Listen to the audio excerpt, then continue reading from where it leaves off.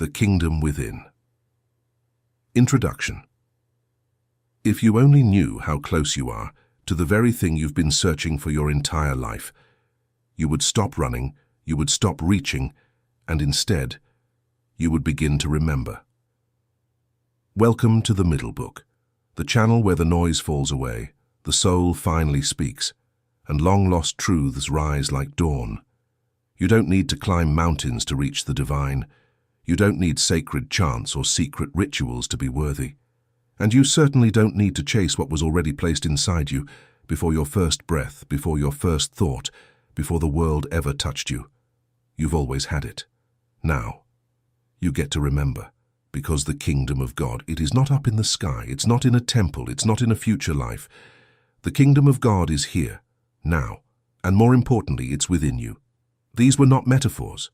These were not poetic riddles. They were the most powerful, direct, revolutionary words ever spoken on this earth. When Jesus said, "The kingdom of God is within you," he wasn't delivering comfort. He was delivering the truth, a law. The kind of truth that doesn't just inspire you, it awakens you. This is not a book of beliefs. It's not another doctrine for your mind to collect. This is a manual for remembering who you already are. Because your life, every rise, every fall, every question and frustration, has been shaped not by fate, not by chance, but by a deeper law. Your outer world is a projection of your inner world. And until you understand that, until you realize that you are the projector and not the screen, you'll keep trying to fix shadows while the real light source remains untouched. This journey is about remembering the forgotten, not new information, old wisdom, buried deep in your soul. The words you're about to hear aren't theories, they are keys. 15 spiritual keys that open doors, not outside of you, but inside. Each key is a law, a path, a revelation. Each one has the power to awaken a piece of you that has been asleep. Not because you failed, but because this world taught you to forget. But something in you has always known. And that's why you're here. No word of truth arrives too early. No key is ever offered by accident. You didn't find this message. It found you. And now all that remains, Guy, is to turn the handle. Because no matter how long the door has been closed, no matter how thick the doubt, no matter how far you think you've wandered, the kingdom is still here. And it has always been waiting. Inside of you. Now, let us begin. Chapter 1. Change your thoughts, change your world. Everything you see in your life right now, every situation, every struggle, every blessing, is a mirror, not of what the world has done to you, but of what you have accepted, believed, and repeated in your own mind. This truth is so simple, so powerful, that most people overlook it in their entire lives. Your thoughts are the seeds. Your life is the harvest. There is no outside cause. There is no random luck. There is only consciousness, constantly creating itself in form. Jesus said it clearly. By their fruits you shall know them. He wasn't just talking about actions. He was revealing that thoughts come first and reality follows. If you want to change your life, you must first change your mind. Not one day, not eventually, but now. Because what you think repeatedly becomes the blueprint of your world. If your body is ill, it is not divine punishment. It is the hardened shape of fear, stress, or unconscious inner conflict. If your life feels scarce, it is not because the universe is limited. It is because your consciousness hasn't yet opened fully to the truth of divine provision. And if your relationships feel chaotic, unbalanced, painful, look not at others first, but within, into the unhealed corners of your own mind. This is the first key. You are not reacting to life. You are generating it. Even your silence speaks. Even your unconscious beliefs are prayers. You might not know it yet, but you are always creating. And creation begins in thought. But not just any thought, persistent thought. Focused thought. Thought wrapped in belief. That's what Jesus meant when he said, "Let it be done unto you according to your faith." Not your effort, not your education, not your social status. Your faith, which is simply another word for focused belief. What you think with feeling, you eventually experience. What you imagine with certainty becomes your world. This is not a suggestion. This is the law, as exact as gravity, as unfailing as the sunrise. So if you truly want to begin this journey to wholeness, don't wait for your life to change before you change your thoughts. You must go first. The outer world responds to the inner one. That's how it works. That's how it's always worked. But no one taught you how to think. They told you thoughts just happen, that they come and go like clouds. The fact is, though, that you have the same power to pick your thinking as you do your wardrobe. Peace is an alternative to anxiety. Plenty as opposed to scarcity. Truth rather than fear. And every time you make a new decision, you create a bridge that leads back to harmony and the kingdom. Because you cannot live in peace and think hate. You cannot anticipate success while thinking of poverty. You cannot walk in fullness and think of illness. Jesus was precise when he said, "No one puts new wine into old wineskins." In other words, you can't build a new life with old thoughts. Each thought you repeat is a silent decree. Each belief you hold is a door, either open to the kingdom or shut. That's why positive affirmations alone won't save you. Words without belief are like seeds thrown on concrete. They don't grow. It's not about speaking lightly. It's about thinking in the light until it becomes who you are. So, how do you change your thoughts? Not by resisting the old, but by replacing it with truth. Don't fight fear. Affirm divine presence. Don't curse your lack. Visualize the river of provision flowing to you. Don't battle illness. Declare, again and again, "The life of God flows through every cell of my body." You must do this before you pray, before you ask, before you decree, because without transformed thought, even the most spiritual words are hollow. God doesn't respond to empty speech. God responds to vibration, to alignment. And alignment begins in thought. Jesus didn't multiply the loaves by thinking lack. He thought of abundance. He didn't heal by focusing on the disease. He saw perfection and spoke from it. He didn't walk on water by fearing the storm. He walked with dominion, because every miracle he performed was first a thought, a clear, unwavering vision in perfect harmony with the divine. And he told us clearly, "The things I do, you shall do also." Not as a metaphor, but as a law. But that law is unlocked by one thing, this first key. Change your thought, and your world must change. Not because you wish it, not because you force it, but because that is how reality works. Thought becomes form, belief becomes experience, and spirit, when allowed, becomes flesh. So begin now, not later, not when you feel ready. Now, silently, courageously, within. Ask yourself, what am I thinking right now? Is it light or shadow? Is it truth or illusion? Is it God, or is it fear?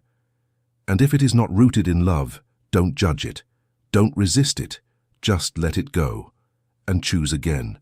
Because every new thought is a step. And every step builds the path back to the kingdom. This is the first key, the master key, because no healing, no transformation, no freedom can happen without it. Change your thoughts, and you will change your world, not by force, but by divine law. And the moment you live this truth, you become free. Chapter 2. The kingdom of God is within you. There is one truth, one single revelation, that if truly grasped, could dissolve all suffering, all confusion, all fear, in an instant. The kingdom of God is not far away. It is not beyond the clouds, nor locked in ancient scriptures, nor in the hands of spiritual authorities. The kingdom of God is within you, here, now, waiting to be remembered. This isn't comfort, it's revolution. It's the end of the great illusion that salvation lies somewhere outside of your being. For centuries, humanity has been conditioned to chase peace in possessions, to seek love in approval, to beg the skies for health, abundance, and clarity. But the Master came to tear down that illusion. With one phrase, "The kingdom of God is within you," he dismantled centuries of separation. He didn't offer a path to escape the world.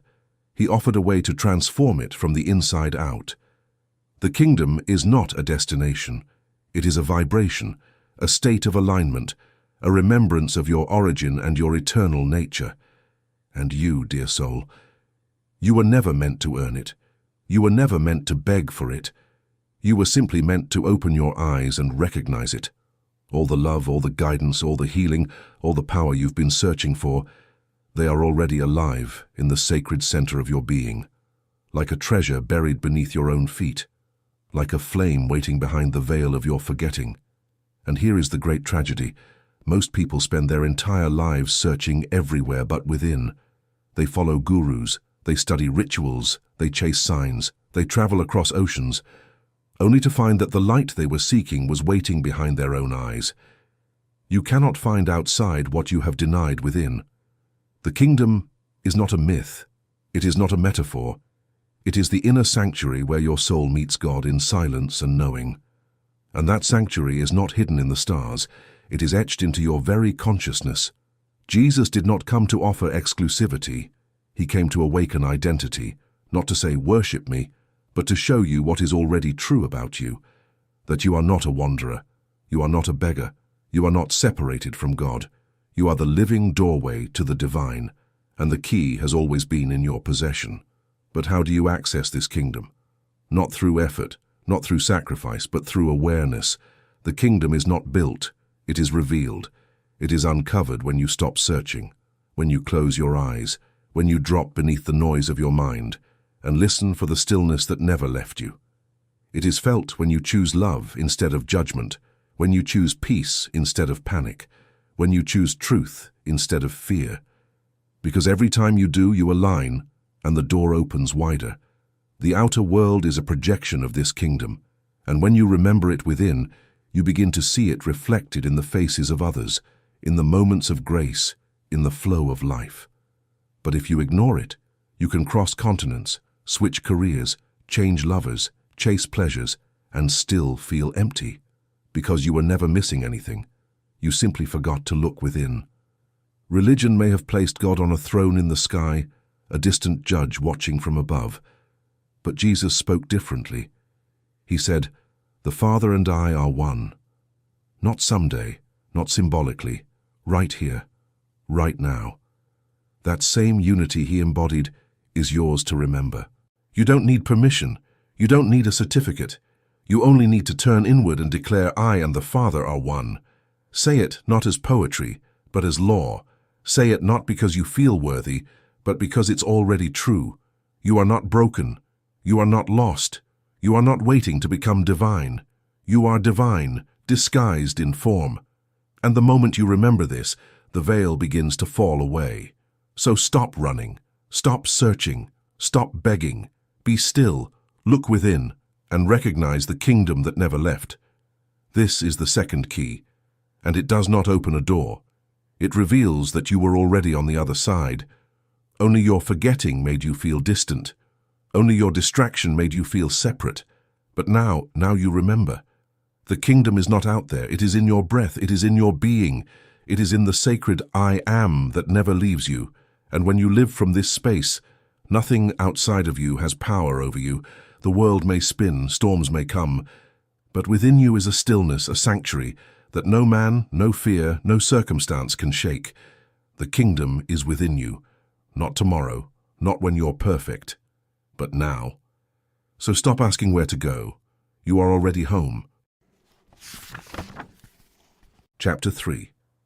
The Mental Laws in the Teachings of Jesus. Jesus was not just a teacher of love, he was a master of law, not civil law, not religious law, but spiritual law, mental law, the kind that governs all of creation, whether you believe in it or not. He didn't come to offer advice, he came to reveal how the universe actually works. When he spoke, he didn't speculate, he declared. Because he understood the invisible architecture behind every miracle, every healing, every act of power. He didn't plead with God to act, he aligned his thoughts with divine law, and creation responded with exactness. According to your faith, be it unto you. What you bind on earth shall be bound in heaven. As a man thinks in his heart, so is he. These were not spiritual slogans, they were laws, spiritual blueprints, explaining how the mind creates, sustains, and projects reality. Everything in your life has been shaped by one thing, the activity of your mind. Not just your conscious thought, but your deepest convictions, your unconscious assumptions, the story you repeat beneath your breath. That story becomes a form. Thought is a seed. Life is soil. Experience is the harvest. This is not philosophy. This is the law of mental cause and effect, and whether you know it or not, this law has always been operating in your life. You're not being punished. You're not being tested. You're manifesting exactly what's been planted in the fields of your mind. Jesus understood this perfectly. That's why when he said, "Do not judge, lest you be judged," he wasn't giving moral advice. He was stating the law of mental return. What you project comes back. What you condemn, you keep. What you judge, you bind to your consciousness. And when he said, "To him who has, more shall be given," he wasn't playing favorites. He was revealing a magnetic law of consciousness.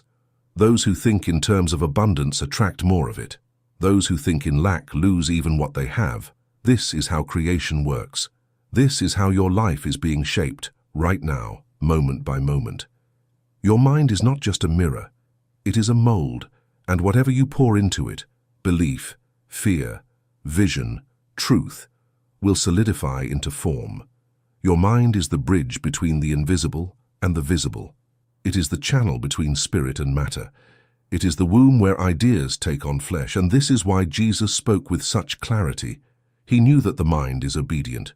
It doesn't judge, it doesn't argue, it simply reflects back what it's been given. Like a mirror, like a seedbed, like a spiritual photocopier, printing your inner world onto the canvas of life. So what are you printing? Are your thoughts filled with fear or faith, with a lack or abundance, with guilt or grace? Because the law makes no exceptions. It responds to your predominant belief, not your momentary wish. You cannot plant weeds and harvest roses. You cannot think of limitation and experience liberation. This is the third key of the kingdom. Understand that your mind is the author of your experience, and the story it writes becomes your reality. But this is not a punishment, it's a doorway. Because the moment you take ownership of your thought, you take command of your life. Jesus demonstrated this again and again. He didn't hesitate, he didn't doubt. When he said, "Rise and walk," there was no fear, no second guessing, no backup plan. He saw the healing before it appeared. He declared the outcome before the evidence. He thought from divine order and reality obeyed. And he made it clear, "What I do, you shall do also, if you believe." Because the Christ consciousness is not reserved for one. It is available to all to the degree that we align with the laws that govern it. You don't need magic. You don't need permission. You need alignment. Think in harmony with truth. Speak in harmony with truth. Act in harmony with truth. And the law will respond, just as it did for him, just as it can for you. This is not a mystery. This is not superstition. This is the law. This is the third key. And this is your power, hidden in plain sight. So use it. Choose your thoughts like sacred instruments. Craft your inner vision like a sculptor before the marble. And know, the outer will conform to the shape of the inner. Because when your mind becomes one with the divine pattern, life cannot help but reflect the kingdom. Chapter 4. Scientific Prayer and the Power of the Word. Prayer has been misunderstood for generations. We've been taught to beg, to plead, to repeat words with desperation, as if God were far away, as if we had to earn what was already given. But prayer, true prayer, is not about getting God's attention. It's about tuning into a frequency where God has always been speaking. Real prayer is not a cry for help. It is a declaration of remembrance. It is not a request. It is alignment. Jesus didn't teach prayer as pleading. He didn't teach long rituals or mechanical phrases. He taught prayer as a scientific process, a law, a mechanism of creation. And when you understand how this works, you stop praying from fear and start praying from power. When he stood before 5 loaves and 2 fish and said, "Father, I thank you for hearing me," he didn't ask for more. He gave thanks for what already existed, even when it hadn't yet manifested in form. That is scientific prayer, to give thanks for what the soul already knows is true, even if the senses see only lack, because the moment you align with the truth in consciousness, the outer form must follow. Prayer is not about convincing God to act. Prayer is about convincing your own mind to remember what is already real in spirit. You are not praying for something to happen. You are praying because it already has. And your prayer is the act of stepping into it now. When you pray, believe that you have received it, and it shall be yours. This is not a poetic statement. It's a mechanical instruction, a vibrational code. Your belief, your inner conviction, activates the seed of form. And once the seed is planted, the harvest becomes inevitable. But here's where most people go wrong. They pray with their words, but cancel it with their thoughts. They declare healing, but fear illness. They affirm abundance, but dwell on lack. This contradiction splits the energy, and the law responds not with punishment, but with confusion, because the law of prayer responds not to what you say out loud, but to what you mean when you say it. Your words are the vehicle. Your belief is the engine. Without belief, the vehicle doesn't move. That's why Jesus said, "Your words shall justify you or condemn you." He wasn't referring to judgment. He was referring to spiritual causation. Your words are not passive. They are creators, and every time you speak, especially with feeling, you are giving form to formless energy. So be careful what you declare. Every time you say, "I can't," "This won't work," nothing ever changes. You are not just speaking in frustration. You are issuing a decree to the universe. You are stamping your reality with limitation. And the law is always listening, not to your intentions, but to your vibration, your consistency, your spiritual authority. Now imagine what happens when you reverse that pattern. When you say, "I am whole, I am provided for, I am guided," and you mean it. And you say it again and again until your soul begins to believe it. Now you're not praying from absence, you're praying from oneness. You're not asking for the door to be opened, you're walking through it. This is not a ritual. This is not blind hope. This is spiritual science. This is the word becoming flesh.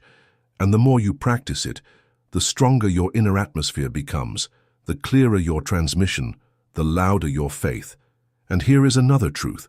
You are always praying, even when you're not on your knees, even when you don't think of it as prayer. Every thought you repeat, every word you speak, especially when it's charged with emotion, it is a form of prayer. So when you say things like, "This will never work out," "This pain is killing me," "I'll always be stuck," you're not just expressing emotion, you're setting spiritual law in motion, whether you realize it or not. Prayer doesn't begin when your eyes close. It begins when your intention awakens. It begins when your language becomes sacred again. Your words matter, not because they're magic, but because they are the vessels of the creative spirit within you. So choose your words as you would sacred instruments. Speak not to describe what is, but to declare what is becoming. Speak as Jesus did. He didn't say, "God, please fix this." He said, "Lazarus, come forth. Be healed. Peace, be still." He used words as tools backed by unwavering belief to mold reality into divine order. And he never said, "I am the only one who can do this." He said, "The works I do, you shall do also, and greater." But only if you learn to use the same keys. Only if you learn to speak from the kingdom, not to it. So stop begging. Stop pleading. Start declaring. Affirm your wholeness. Thank God in advance. Bless your life into alignment. Because when you speak as one who knows, your words become bridges between heaven and earth. This is the power of scientific prayer. This is the fourth key. It does not ask, it aligns. It does not wait, it declares.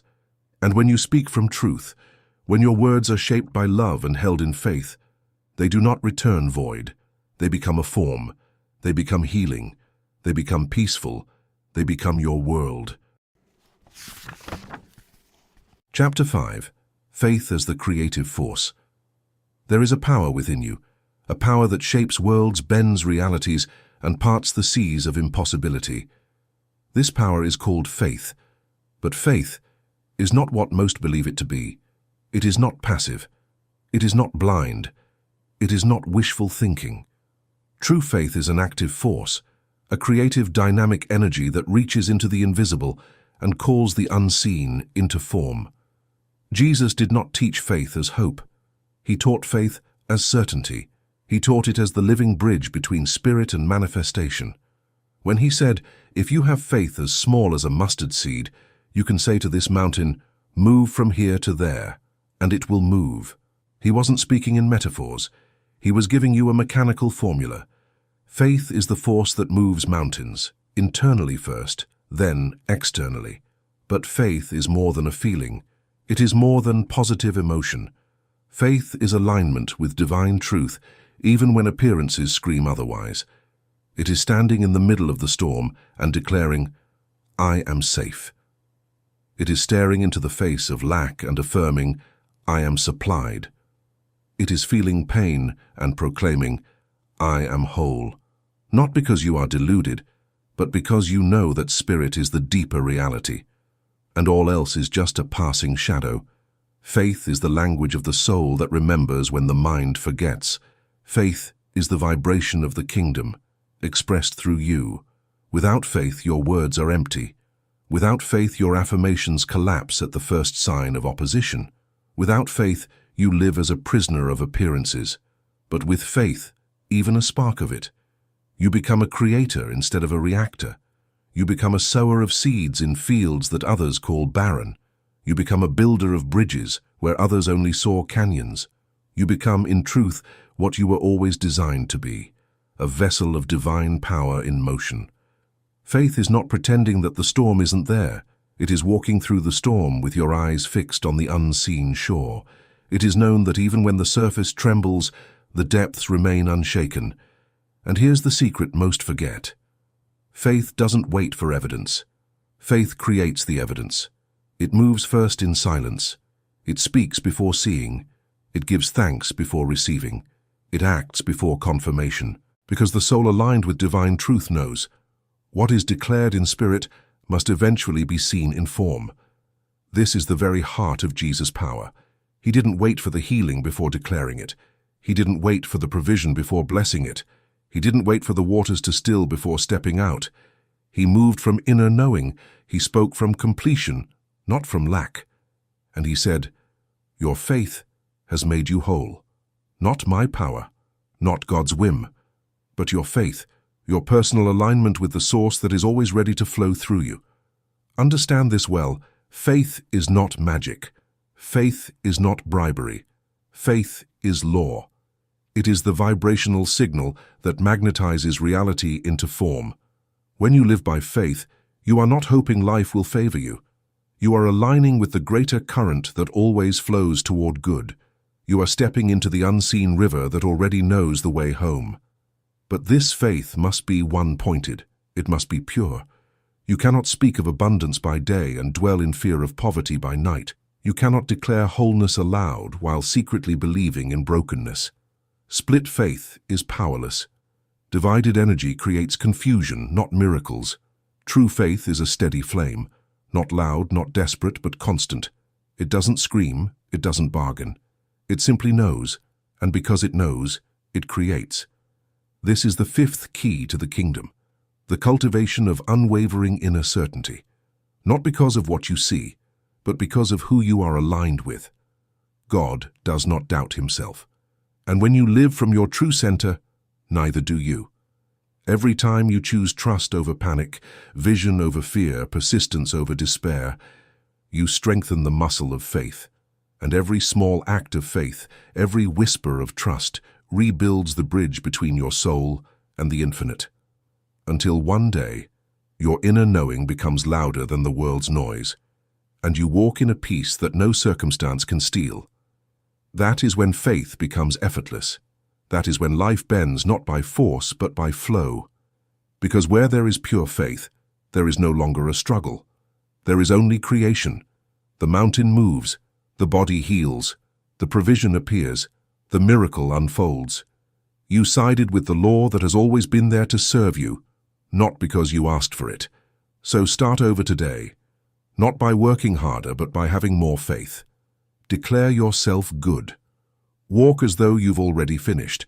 Even if your eyes haven't seen it yet, express gratitude for what your heart knows.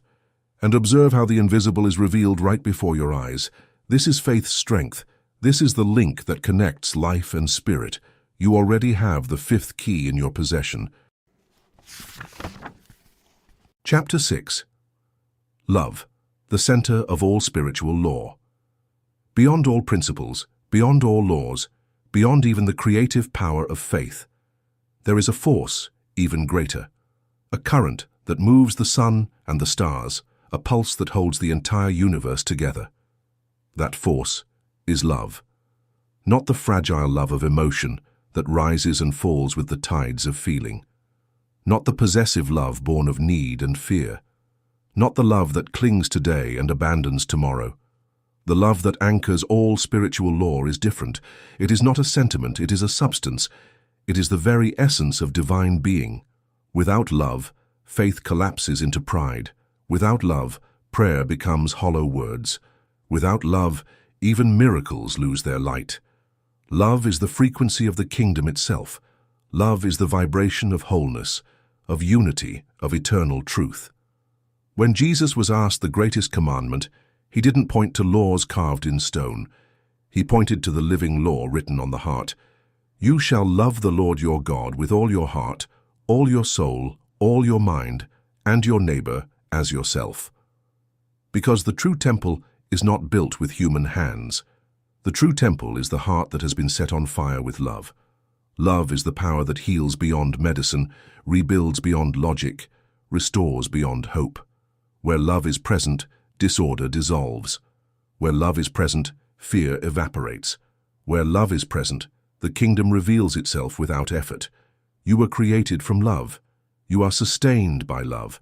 And when you live in love, you are aligned with the deepest pattern of existence itself. But what is this love? It is not naive. It is not weak. It does not mean ignoring injustice. It does not mean becoming passive. True love sees clearly, but chooses unity over separation. It sees imperfection, but blesses instead of condemns.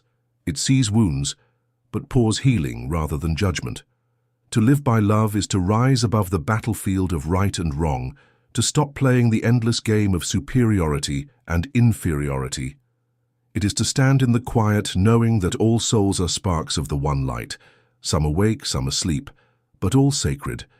Without love, the laws of the mind can be misused, faith can become a weapon, words can manipulate, power can corrupt.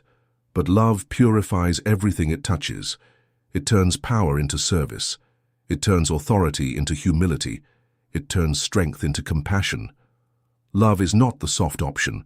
Love is the strongest force in existence because it alone endures. Where fear demands, love gives. Where fear judges, love understands. Where fear separates, love embraces. And here lies a secret. The more love you embody, the more easily all the other keys of the kingdom unlock for you. Because love is not just an action, it is a frequency. It is the very air of the kingdom. When you walk in love, doors open before you. When you speak in love, mountains move without struggle. When you think of love, your mind becomes a sanctuary of peace. But love must be practiced, not just toward the easy, but toward the difficult. It is easy to love those who love you. It is easy to bless the ones who bless you. But when you can love the stranger, when you can bless the enemy, when you can forgive the unforgivable, then you are walking as a true citizen of the kingdom. Because you cannot enter the higher realms carrying the baggage of hatred, you cannot drag resentment into the halls of divine peace. You must drop it. You must release it. You must rise above it, by the only power that ever truly frees: love. Love is not permission for abuse. Love is not the acceptance of injustice. Love is not blind. Love is the clear, unwavering vision that sees God even where others see only darkness. It says, I know there is more here than what the eyes can see. I know there is divinity hidden even in the brokenness. Love chooses to build rather than destroy, to lift rather than crush, to heal rather than wound. And when you live this way, you stop living according to the small identity of ego. You begin living according to your true identity, a son or daughter of the Most High, a living, breathing expression of God's eternal love. This is why love is not optional. It is not the final touch on the spiritual path, it is the path. All the powers of the kingdom, faith, prayer, word, dominion, are sustained by love. Without it, they lose their divine purpose. And so, this is the sixth key, love, fierce, pure, unwavering, the pulse of all true creation, the breath of the kingdom within you, the law that transforms worlds without lifting a sword. Where love walks, healing follows. Where love speaks, truth is heard. Where love dwells, the kingdom shines. And you, yes, you are called not just to receive this love, but to become it. Because the day you stop loving conditionally, the day you love with open hands and a fearless heart, that is the day you are no longer just visiting the kingdom. That is the day you realize you have always been home. Chapter 7. Forgiveness as Spiritual Liberation. Among all the keys to the kingdom, there is one that feels the heaviest to carry. Yet when used, it opens the widest door. That key is forgiveness. Not the kind you say out loud while still bleeding inside. Not the kind you offer through clenched teeth, with the secret hope that justice will eventually make things right. No, true forgiveness is something far deeper. It is not a gift for the other. It is the liberation of your own soul. Because every time you carry a grudge, every time you revisit the wound, every time you replay the moment of pain, you chain yourself to the past. You imprison your light. You darken your vision. You close the door to the kingdom, not because God has left you, but because you have turned away from love. Forgiveness is not a reward for the worthy. It is the release of the unworthy burden you were never meant to hold. Jesus didn't say, "Forgive if you feel like it." He didn't say, "Wait until they apologize." He said, "Forgive, so that you may be forgiven." Not because God withholds mercy, but because you cannot receive what you refuse to give. The blocked channel is your own, and still, we resist. We say, "But they hurt me. But they betrayed me. But they don't deserve it." And maybe you're right. Maybe the pain was real. Maybe what happened shouldn't have happened. But forgiveness is not agreement. Forgiveness is not forgetfulness. Forgiveness is not pretending something didn't cut you. Forgiveness is remembering without staying broken. It is choosing peace over poison. It is removing the dagger so your wound can heal. You think holding on protects you, but it only binds you tighter to the story that keeps you small. And when you do not forgive, you are not punishing them. You are punishing yourself, again and again and again. Forgiveness is not for the other. It is for your freedom. You cannot rise and carry the weight of resentment. You cannot walk through the door of the kingdom with hatred in your heart. You cannot hold on to the fire of offense and expect to feel the warmth of divine peace. Let go. Not because they earned it, but because you are worthy of peace, because you are worthy of freedom, because you are ready to move forward. Forgiveness does not change the past, but it cleanses it. It removes its claws from your present. And in doing so, it opens your future. Even Jesus, nailed to a cross by the very ones he came to uplift, chose to say, "Father, forgive them, for they know not what they do." Do you understand the power in that? Not weakness, not submission, but the highest level of spiritual strength. Because to forgive, you must step into the mind of God. You must look through the eyes of compassion and say, "I see the wound behind the wound. I see the pain behind the cruelty. I see the ignorance behind the attack." Forgiveness doesn't mean inviting the same pain again. It doesn't mean staying in toxic cycles. Sometimes the most loving act is to walk away. But you can walk away without carrying the bitterness with you.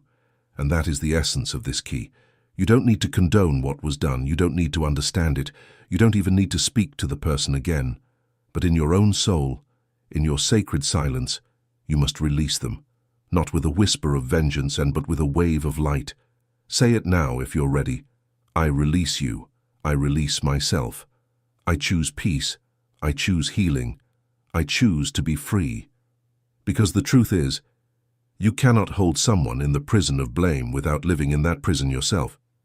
But the moment you forgive, truly, from your heart, the doors swing open, and you realize you were never chained at all. You were simply holding the key in your hand, waiting to use it.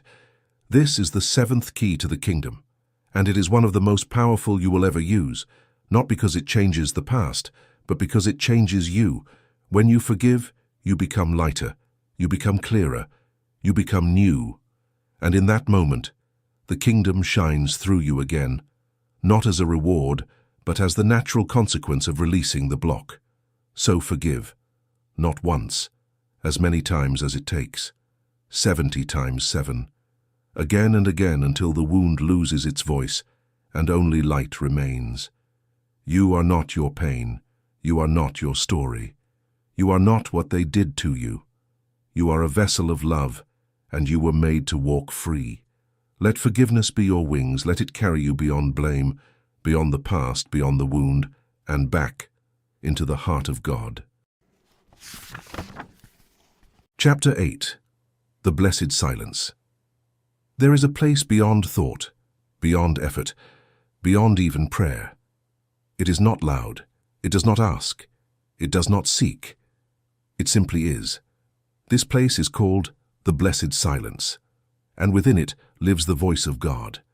But most never hear it, not because it is far away, but because it is too close. We fill our days with noise, noise of worry, noise of information, noise of opinions, judgment, desire, and doubt. We are addicted to motion. We are afraid of stillness. Because in the stillness, we must meet ourselves. But here is the great paradox. Only in the silence does the true voice begin to speak.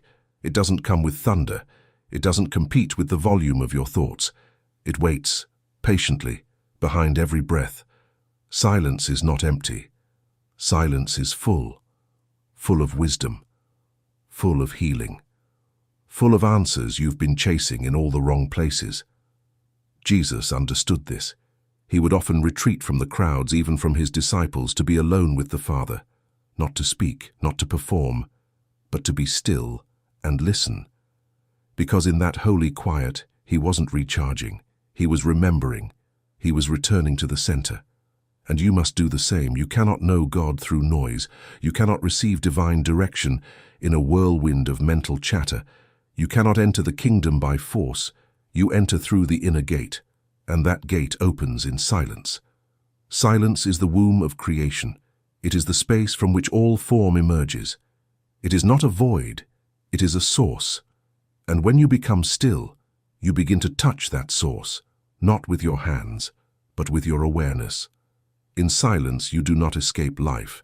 You awaken to it. You begin to see how much you've been running from your own thoughts, your own fears, your own truth. But the silence does not judge. It welcomes everything. And in its embrace, even your most chaotic thoughts begin to soften, begin to slow, begin to dissolve. You begin to notice something deeper beneath the surface tension of your mind. A gentle presence, a subtle hum, a stillness that has never left you. That is the divine. That is the voice behind the voices. That is the Christ light within, not speaking to you, but as you. And this is the eighth key, the return to silence as a sacred practice. Not the silence of the mouth, but the silence of the mind, a restful awareness, a quiet receptivity. When you enter that space, you don't need words, you don't need questions, because you're no longer seeking the answer. You are becoming it. The blessed silence is not for monks or mystics alone. It is available now, here, in the middle of your ordinary day. You don't need a cave. You don't need incense. You only need the willingness to stop, to close your eyes, and to listen, not to the world, but to your soul. Try this. Pause. Take a breath. Let the breath be your anchor to the present. And in that space between inhale and exhale, notice the stillness, notice the presence. That is the door. And the more you sit with it, the more it opens, until eventually you no longer fear silence. You crave it. You seek it not as escape, but as home. Because it is in silence that the greatest miracles are conceived. The answers you seek will not come in panic. They will not come in overthinking. They will not come in endless doing. They will come in the quiet moment when you finally stop trying and start trusting. You don't need to force the silence. You only need to make space for it. And when you do, you will discover that it was never the absence of sound. It was the presence of God. The more you practice this, the more your life will begin to shift. You'll respond with clarity instead of reaction. You'll feel guided without needing constant answers.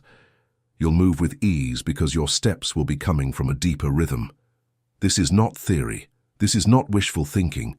This is a practice as real as breath. And when you make space for this blessed silence daily, even for 5 minutes, even for 1, you begin to walk differently. Not because you know more, but because you are more aligned. So let silence be your sanctuary. Let it be the place you return to before making a decision. Let it be the space where your ego dissolves and your spirit awakens again. This is the 8th key, and it doesn't shout, it doesn't knock, it waits, patiently, behind your next breath, waiting to remind you. You were never alone. You were only surrounded by too much noise to feel the presence that never left. So stop, be still, be here, and know that in the silence you will hear the voice that has always known your name. Chapter 9. Prosperity as Divine Order. There is a law of divine abundance woven into the very fabric of the universe. It does not favor the rich or the poor. It does not respond to greed. It does not reward manipulation. It only answers to one thing: alignment. Prosperity is not a privilege. It is a reflection of harmony with divine order. Yet many suffer in lack, not because God withholds, but because we have been trained to believe in limitation. We have been told that to be spiritual is to be poor, that money is unclean, that to desire more is to be selfish. But Jesus never glorified poverty. He fed the multitudes. He multiplied the provision. He reminded us that the Father takes care of even the lilies and the sparrows. Lack is not spiritual. Scarcity is not holy. Fear of supply is not divine. The universe is not built on withholding. It is built on flow. And whenever you are cut off from that flow, it is never because God has closed the gate. It is because something in you has turned away from the stream. Prosperity is not about money alone. It is about the right relationship with life. It is the condition in which all your needs, material, emotional, spiritual, are met through divine order, without fear, without force, without guilt. It is not wealth that enslaves, it is attachment. It is not money that corrupts, it is unconsciousness. When Jesus said, "Seek first the kingdom, and all these things shall be added unto you," he wasn't asking you to renounce the world. He was telling you how to align with the law that governs all things. And that law begins within. As within, so without. As above, so below. Your outer prosperity is a reflection of your inner permission. You cannot receive what you secretly believe you do not deserve. You cannot attract what you are constantly resisting with guilt, fear, or shame. You must rewire your mind to understand God is the source of all good, not your job, not the economy, not another person. Those are channels, but the source is deeper, unchanging, eternal, and infinite. So how do you enter into divine prosperity? You begin by removing the lie that says abundance is outside of you. You begin by releasing the belief that says it is noble to suffer, that there is virtue in not having enough.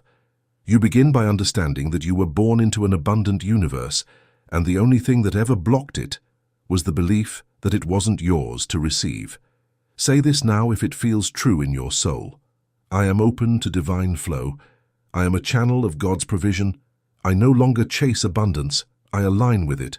Because prosperity is not pursued, it is allowed. It arrives when your thoughts, emotions, and energy match the frequency of sufficiency.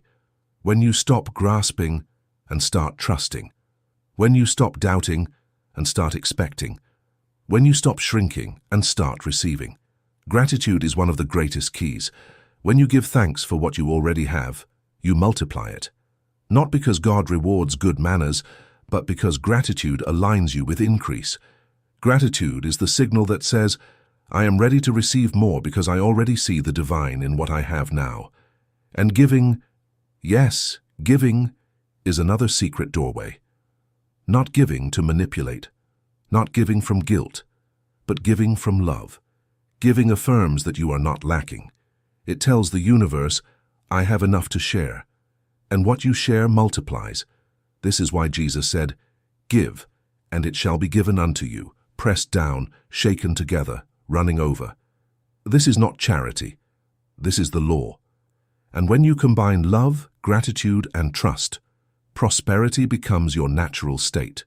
You no longer fear not having. You no longer cling to what you have. You live in flow. And that flow creates a field of abundance around you. Opportunities come, doors open, needs are met before you even speak them. Not because you begged, not because you schemed, but because you aligned with the current of divine order. This is the 9th key to the kingdom. It is not about riches. It is not about excess. It is about harmony. Harmony with the source of all life. Harmony with the truth that you are not here to scrape by. You are here to reflect the generosity of the universe itself. Let go of fear. Let go of shame. Let go of the belief that says abundance is for others, but not for you. You are the child of the infinite. You are the heir of divine supply. You are not here to beg for crumbs. You are here to live in the overflow.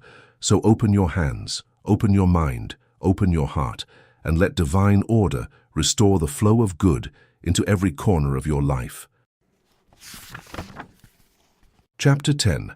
The Power of Gratitude. There is a force so simple, so subtle that most overlook it, but it is one of the most transformative spiritual tools in existence. That force is gratitude. Gratitude is not a reaction. Gratitude is a spiritual technology. It is not what you feel after something good happens. It is what causes the good to appear in the first place. We've been taught that gratitude is polite, that it's proper, soft, even sentimental. But in truth, gratitude is fierce. It is a weapon against fear, a shield against lack, a bridge between you and the divine current of abundance. Gratitude doesn't just describe what is, it amplifies it, it multiplies it, it magnetizes more of it. Jesus didn't wait until the loaves had multiplied to give thanks. He looked at what seemed to be not enough and gave thanks as if it were already overflowing. And in that moment of inner alignment, reality shifted to match the frequency of faith. This is the secret. Gratitude is the voice of trust. When you give thanks for what you haven't yet seen, you declare to the universe, I know it's already done. I know the answer is on the way. I don't need to see the evidence to believe in the truth. This is not delusion. This is divine knowing, and it is one of the most powerful states you can ever dwell in. Because when you are in true gratitude, you are no longer vibrating in need. You are vibrating in reception. You have stopped chasing and started allowing. You have stopped resisting and started aligning. You no longer look at what is missing. You look at what is present, and you bless it fully. And in doing so, you open the floodgates of more, because what you recognize with joy, you keep. What you celebrate, you multiply. What you ignore, withers. And what you resent, you unconsciously push away. So if you want more peace, start giving thanks for the quiet moments you already have. If you want more love, start blessing the love that already exists in any form. If you want more provision, start noticing every small sign of supply. A meal, a kindness, a door that opened. The moment you stop saying not enough and begin to whisper, thank you, you become a magnet for divine increase. But gratitude must be practiced, especially in the moments when it feels hardest. It's easy to be grateful when everything flows, but the power of gratitude lies in using it when life is dry, when the account is low, when the news is bad, when the healing hasn't yet come. That is when gratitude becomes faith embodied. That is when it moves mountains. Say it aloud if you feel it in your spirit. I am thankful now, not later, not when it shows up, not when it's finished, but now. Because God is here now, and divine order is unfolding even if I cannot see it yet. This is the posture of a true master. This is the vibration of the kingdom. This is the 10th key. And it is always within reach, because you don't need to wait for anything to practice it. You can begin this very second. Pause. Take a breath. Look around. Look within. And whisper, "Thank you. Thank you for the breath. Thank you for the awareness. Thank you for the light that still burns even in the darkness." Gratitude is not passive. It is a decision, a declaration, a shift in state, and it changes everything. It changes how you see. It changes what you notice. It changes the signals you send out into the invisible field that shapes all things. Because the universe is listening, and it does not respond to desperation, it responds to resonance. So live in gratitude. Speak from gratitude. Pray from gratitude. Let it become your inner atmosphere. Let it become your way of walking, of breathing, of perceiving. And you will find, slowly, gently, powerfully, that even the smallest thank you, whispered in sincerity, has the power to reshape your entire life. Not because life changed first, but because you did. This is the path. This is the power. This is the key. Gratitude is not what comes after the blessing. Gratitude is a blessing. Gratitude activates the blessing. Gratitude unlocks the flow of the kingdom. And the moment you begin to live this way, you will no longer be waiting for miracles. You will be living inside them. Chapter 11. Do not judge, the path of no conflict. There is a quiet poison that clouds the heart, blinds the vision, and disconnects you from divine clarity. That poison is judgment, not discernment, not wisdom, but the reflex to label, to condemn, to divide. And yet Jesus said it plainly, "Judge not, that you be not judged." He didn't say it as a suggestion, he said it as a law, because that's exactly what it is. Every time you judge, you bind yourself. Every time you condemn, you block the flow of grace. Why? Because you cannot judge another without shrinking your own soul. You cannot cast shame without breathing in its residue. You cannot hold someone down in your mind without lowering your own vibration to match. Judgment is a mirror. Every thought you send out returns to you. When you judge, you are choosing to look with the eyes of separation instead of the eyes of spirit. You are saying, "I know better." You are forgetting that behind every action, however distorted, there is a story, a soul, a lesson, a pain you may never understand. This is not about denying the truth. This is not about ignoring evil. It is about realizing that your first responsibility is the atmosphere of your own consciousness, and judgment pollutes it. It interrupts the current of peace. It tightens the channel of wisdom. It causes you to vibrate in conflict, fear, and false superiority. And from that place, you lose access to the kingdom, because the kingdom cannot be seen with a judging eye. It is only revealed through the vision of oneness. Jesus understood this. That's why he was so radical. He ate with the outcasts. He healed those called unclean. He elevated the overlooked, because he didn't see people as labels. He saw light within them, whether that light was burning or buried, and he called us to do the same. Judgment is the mind's addiction to control. Love is the soul's surrender to truth. To walk in divine power, you must let go of the need to judge. And that includes how you judge yourself. How often do you replay your mistakes, condemn your past, call yourself names in silence? You cannot call yourself unworthy and expect to live in wholeness. You cannot speak harshly to your own soul and feel the voice of God clearly.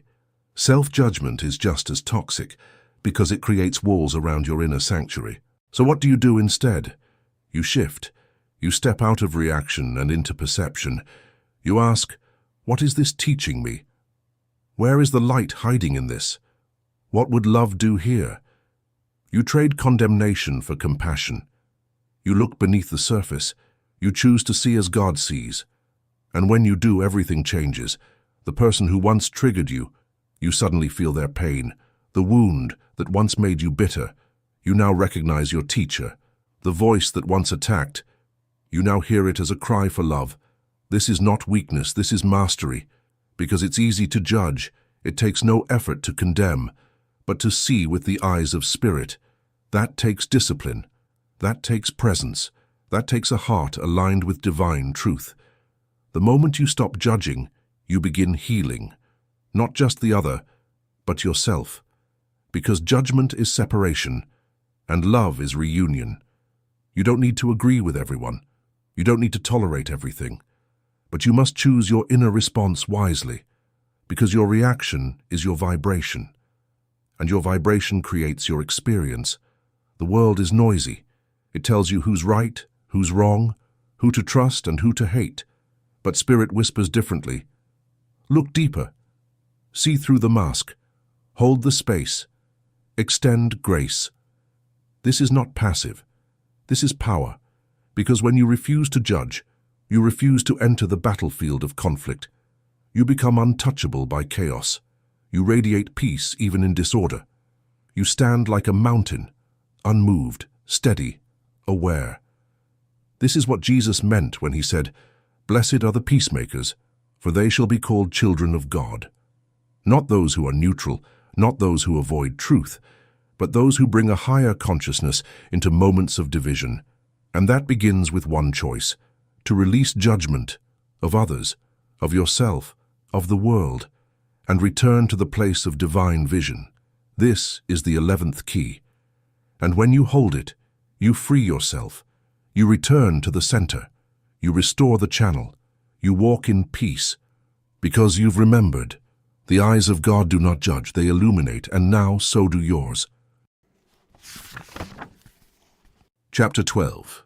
Seek first the kingdom. There is a line, just one line, that unlocks the entire secret to life. Seek first the kingdom of God, and all these things shall be added unto you. Not some things, not spiritual things alone, all things, peace, provision, healing, purpose, clarity. Every desire of the heart, added not by effort, not by struggle, but by alignment. But the first part, that's the key. Seek first the kingdom, not second. Not when life calms down, not once you solve the outer chaos. First, because everything you are seeking out there is already encoded within. You seek abundance, but the kingdom is an infinite supply. You seek healing, but the kingdom is wholeness itself. You seek love, but the kingdom is pure divine connection. You're not trying to attract your good. You're trying to remember where it's always been, inside the divine order of your being. But most people do the opposite. They seek first a job, the solution, the relationship, the security, the applause, the proof. And then they wonder why the peace doesn't last, why the answers feel fragile, why the ground under their feet keeps shifting. It's because they're building their life upside down. Outer things were never meant to lead. The inner truth was always meant to be the foundation. When you seek the kingdom first, you stop asking the world to validate you. You stop chasing what was never meant to complete you. Instead, you go inward. You go upward, you go home. What is the kingdom? It is not a place. It is a state of consciousness, a state where you know who you are you, and where your power truly comes from. It's the awareness that you are not separate from your source, that you are not waiting for good to arrive. You are the living portal through which good flows. Seeking the kingdom means tuning your heart to truth before you take a step. It means aligning your thoughts with love before you make a choice. It means checking in with spirit before you respond to life. This doesn't make you passive, it makes you powerful. Because you are no longer reacting to the world, you are creating from your center. Jesus didn't operate from ego. He didn't seek to prove himself. He didn't move from fear or ambition. He moved from the kingdom, always. And because of that, the outer followed the inner. The sick were healed, the hungry were fed, the lost were restored. The kingdom within him shaped the world around him. And he said, "The kingdom of God is within you." So this instruction, seek first the kingdom, is not just spiritual poetry. It's a map, a pattern, a divine order of priorities. And when you follow it, everything else falls into place. The problem is not that you're asking for too much. It's that you're looking in the wrong direction. Turn inward. Ask first, What is the truth here? What is love asking of me now? What would Spirit do through me in this moment? When you seek the kingdom first, you don't beg for peace, you become peaceful. Clarity is not what you hope for. You tune into the frequency that is already inhabited by clarity. You don't ask for authority. Knowing that the universe unfolds precisely, you are in harmony with divine timing. Being flawless is not the point here. It all comes down to orientation. It's about following Spirit's lead and allowing the others to follow. Without ever recognizing it, a great number of people attempt to add things to themselves throughout their lives while ignoring the one factor that makes everything else flow. They chase blessings, but forget the source of blessing is already inside them. And yet, when you seek the kingdom first, you become magnetic. The right people come, the ideas arrive, the doors open, not because you chased them, but because your energy became clear, focused, and aligned with the deepest truth. This is not a reward. This is the law. Seek first the kingdom, and all else unfolds by divine design. So today, pause. Ask yourself, what have I been seeking? What have I been putting first? What would change if I reversed the order and chose Spirit first? This is not a sacrifice, this is wisdom. Because when you seek first the kingdom, you are not giving something up. You are returning to what was always meant to come first. Your connection to the divine, your alignment with truth, your surrender to love. And when that is in place, all else is added. Not by force, not by chance, but by grace. This is the 12th key. Simple, direct, unshakable. Seek first the kingdom, and let your life be shaped from the inside out. Chapter 13. The Law of Cause and Effect. There is no chaos in the universe. There is no randomness, no accidents, no unseen dice being thrown by the hands of fate. There is only the law. And one of the most unbreakable of all spiritual laws is this: the law of cause and effect. Every thought is a cause. Every belief is a blueprint. Every word, every feeling, every action you express into the world creates a ripple. And that ripple becomes your life. You are not a victim of your circumstances. You are the author of them. Not always with conscious intention, but always through vibration. The life you are living now is not being done to you. It is being created through you. What you sow in consciousness, you reap in form. What you nourish with thought grows in experience. This is not superstition. This is the very foundation of spiritual reality. Jesus taught it again and again. By their fruits you shall know them. Give, and it shall be given unto you. As you believe, so shall it be done unto you. These are not poetic metaphors. They are spiritual mechanics. They reveal that every visible outcome has an invisible beginning. You cannot plant seeds of fear and expect to harvest peace. You cannot fill your thoughts with doubt and expect to walk in confidence. You cannot judge, complain, criticize, and expect your life to shine with joy. The law is not personal. It does not punish, it does not reward. It reflects, it mirrors, it responds. And when you understand this, you stop asking, why is this happening to me? And you begin to ask, what thought, what belief, what energy has been feeding this experience? This is not about blame, it is about power, because once you see the law, you can begin to work with it. If your mind has created your current reality, then your mind can create something new. The law of cause and effect is not here to trap you. It is here to free you if you're willing to take responsibility. Responsibility is not guilt. It is the sacred recognition that you are a creator, even in the places that feel stuck, even in the stories that seem inherited, even in the wounds that seem to repeat themselves. You are never without influence. You are never without choice. The moment you change the inner cause, the outer effect must eventually shift to match it. You may not see it instantly, just like the seed doesn't bloom the day it's planted. But once the new cause has been set into motion, the law goes to work, silently, precisely, faithfully. That's why Jesus always went to the root of the matter. He didn't just heal bodies, he healed beliefs. He didn't just change outcomes, he transformed the inner condition that had caused them.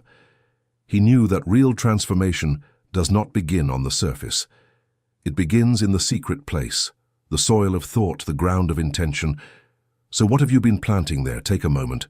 Be honest, without guilt, without shame, just clarity. Have your thoughts been rooted in love or fear, in trust or control, in truth or illusion? Because the law will magnify whatever is most dominant in you. Not your passing thoughts, not your wishful thinking, but the patterns you live in, the beliefs you nurture, the frequencies you repeat day after day. And this is the good news. The moment you shift the pattern, the effect must shift too. This is why forgiveness works. It cuts the karmic thread. It clears the field of resentment, so new seeds can grow. This is why gratitude works. It magnetizes joy and provision. It says to the law, I am aligned with good. Give me more of this. This is why focused prayer works, not because God changes, but because you change. And your vibration rises to meet the next level of blessing. The law of cause and effect is not a threat. It is a gift. It is the guarantee that nothing you do in love is ever wasted, that every new thought matters, that every act of kindness reshapes the field, that every moment of truth-telling heals more than just you. This is the 13th key, and it comes with great clarity. Whatever you sow, you shall reap. So start sowing differently. Start sowing with intention, with love, with faith, with trust in the invisible systems that surround you. Stop reacting. Start creating. Speak differently. Think differently. Believe differently. And in time, your world will begin to reflect what has always been true in spirit, that you are not here to suffer the effects endlessly. You are here to become a conscious cause, a vessel of divine intent. The law is already working. The question is, will you now work with it? Because once you do, life stops feeling random. The mystery becomes order, and the unseen becomes sacred again. You are not a victim. You are a creator, and the law is on your side. Chapter 14, The Christ Within. There is a light within you, a flame not born of flesh, not shaped by the world, and not limited by time. That light is the Christ within, not a man, not a historical figure alone, but a state of consciousness, the divine pattern of wholeness seeded in every soul. Christ is not exclusive to one being. It is the blueprint of your original nature. The spark of God was placed inside you before you ever drew breath. Jesus came not to monopolize the Christ, but to awaken it in others. The kingdom of God is within you. You are the light of the world. These were not metaphors. They were revelations. They were reminders. You were never just flesh and bone. You were never merely a personality or a name. Beneath your roles, beyond your fears, past your trauma, there is a divine identity untouched by the world. That identity is the Christ. It is the part of you that knows without thinking, loves without effort, heals without struggle, and speaks from eternal truth. Jesus was the perfect demonstration of this inner Christ, not to be worshipped as unreachable, but to be mirrored. He came not to say, I am the only one, but to say, what I am, you also are, if you awaken to it. This is why he said, the works I do you shall do also, and greater works than these shall you do. Because the power wasn't meant to stop with him, it was meant to continue through you. But for that to happen, you must awaken, not with effort, but with remembrance. You must silence the lesser voice, the one that tells you you're small, broken, limited. You must rise above the old self-image built by wounds and repetition, and you must step into the truth of what God planted in you from the beginning. Christ is not something you earn. It is something you reclaim. It is the still voice that knows when you forget. It is the healing hand that reaches out when your mind hesitates. It is the love that remains steady, even when your emotions shake. It is not added to you through devotion. It is revealed when the false self falls away. That is why spiritual growth is not accumulation. It is unveiling, peeling back layers of fear, pride, and separation, until only the divine remains. Let this mind be in you which was also in Christ Jesus. Paul wrote those words not as an idea, but as a call to awaken.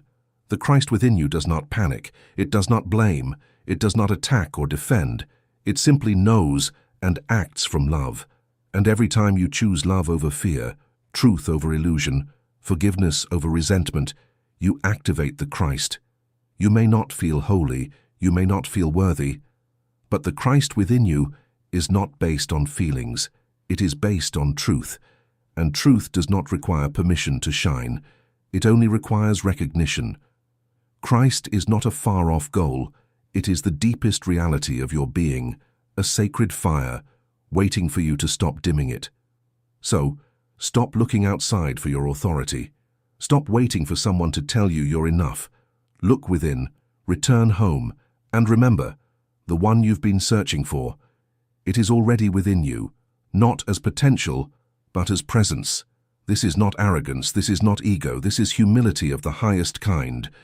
To bow before the divine light within you and say, I am ready now, I remember who I am. This is the 14th key, and it is the most sacred awakening of all. To know that the very nature of God was not placed in temples, but in you. And when you live from that place, you do not need to prove. You do not need to compete. You do not need to convince. You simply radiate. You walk into the room and the atmosphere shifts, not because of your personality, but because of your presence. This is what Jesus meant when he said, "You are the salt of the earth. You are the light of the world." And so you are, but not because you try, because you finally allow the Christ within you to emerge. Let that be your prayer. Let that be your practice. Let that be your new self-image. No longer limited, no longer small, no longer asleep, but awake, radiant, living from the divine identity that was never lost, only hidden. Christ is not coming from the clouds. It is rising in your consciousness, and the more you honor it, the more your life becomes a sacred vessel of its light. You are not here to imitate Jesus. You are here to embody the same awareness he lived in, and that awareness is not reserved for saints and mystics. It is your inheritance. The Christ within you is the real you. And now, it is time to rise. Chapter 15. The New Birth, Reawakening the Soul. There comes a moment on every true spiritual path, a sacred threshold, not marked by thunder, not announced by angels, but known in the quiet of your being. It is the moment when something ancient stirs, and you no longer live as who you were. This moment is called the new birth, not birth into a religion, not into a belief system, but birth into the truth of who you have always been, a return, a rising, a remembering so deep, it feels like awakening from a long and restless sleep. Jesus called it being born again, not because the first birth was wrong, but because the second birth reveals what the first one forgot. You were born into a world of form, of noise, of ego, of illusion. You were taught limits. You were taught names, labels, and fears. You were told who you were before you could hear who you are. And so, you fell asleep. You forgot your origin. You dimmed your light. You followed the scripts handed to you by a world equally asleep, but the soul cannot remain silent forever. There comes a moment when the illusion begins to crack, and light pours in. A divine discontent begins to grow. Not depression, not despair, but a holy ache, a longing to remember, a yearning to return, a hunger to live not just for the world, but from the spirit. And when you answer that hunger, when you begin to look inward, when you stop chasing and start listening, the new birth begins, not with fireworks, but with surrender, not by doing more, but by letting go of the false self, the one who tried to earn love, the one who chased approval, the one who feared silence. The new birth is not about becoming someone better, it is about becoming real. Unless a man be born again, he cannot see the kingdom of God. Jesus wasn't talking about the afterlife, he was talking about this life now. The kingdom is not for the outer self, it is for the awakened soul, and you cannot carry ego through its gates. The new birth is the moment you drop the mask, and you meet your own soul for the first time, unarmored, unfiltered, undeniably free. It is the end of pretending, the end of striving, the end of seeking outside what only exists within. It is the beginning of truth. Truth that whispers, "You were never lost, only distracted. You were never broken, only buried. You were never unworthy, only unaware." And now, you see, the clouds part, the noise fades, and in the stillness you are reborn, not with a new name, not with a new identity, but with a new awareness that the life of God lives in you, that Christ has always been within, that the kingdom is not a destination, but the place you stand when you are fully present, fully surrendered, fully awake. This is not something to wait for. This is not something someone else can give you. This is your own soul's blooming. This is your eternal light rising from within. The new birth is not an event, it is becoming. It is when love replaces fear, peace replaces anxiety, truth replaces conditioning. And from that space, you no longer live for yourself alone. You become a vessel. You become a light. You become a voice for something greater than your story. You begin to live for the whole. And this, dear soul, is the final key. Not a key to unlock something new, but a key to return to what was always there. To be reborn is to say yes. Yes to the light. Yes to the silence. Yes to the power. Yes to the love. Yes to the kingdom. And then to live from that, yes, fully, openly, courageously. So now, you are no longer the seeker. You are no longer the wanderer. You are no longer the dreamer waiting for the sign. You are the awakened one, the reborn soul, the Christ-conscious being who now walks in truth. You are the one the world has been waiting for. And now, you remember, you were never separate. You were never powerless. You were never alone. And as you rise, as you walk, as you breathe this new life, the world begins to shift around you. Because when one soul is reborn, light increases for all. This is the final key, the reawakening, the true beginning. Welcome back to yourself.